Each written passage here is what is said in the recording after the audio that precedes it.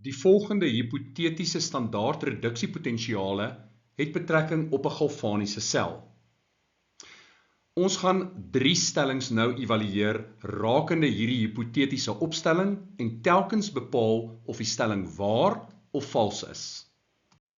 Stelling 1. Die EMK van die sel is 0,2 volt onder standaard toestande. Standaard toestande vinnig 101,3 kilopascal, 25 grade Celsius, 1 mol per kubieke desimeter. Nou, let daarop dat die reduksie plaasvind by die halfsel met die hoogste standaard reduksiepotensiaal, dit is die katode, en oksidasie vind plaas by die halfsel met die laagste standaard reduksiepotensiaal, dit is die anode.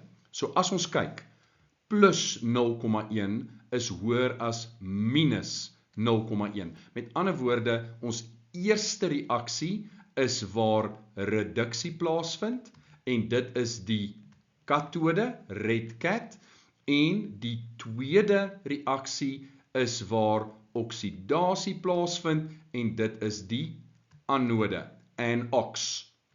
Nou, op jou formuleblad het jy hierdie vergelyking, om die EMK van die sel mee te bereken.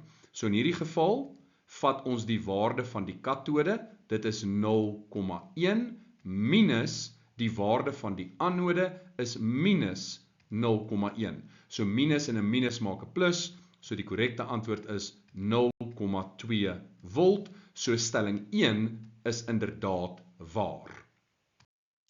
Stelling 2, elektrode Y is die anode.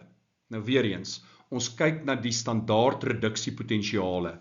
Die hoër waarde is waar reduksie plaasvind. Die laer waarde is waar oksidasie plaasvind. En anox, die anode is waar oksidasie plaasvind. So elektrode Y is inderdaad die anode. En ons laaste stelling, stelling 3, X word geoksideer. Ons kyk weer eens na ons standaard reduksiepotensiale. Die hoër waarde is waar reduksie plaasvind, die laer waarde is waar oksidasie plaasvind, so Y gaan geoksideer word, X2+ gaan gereduseer word, stelling 3 is met ander woorde vals.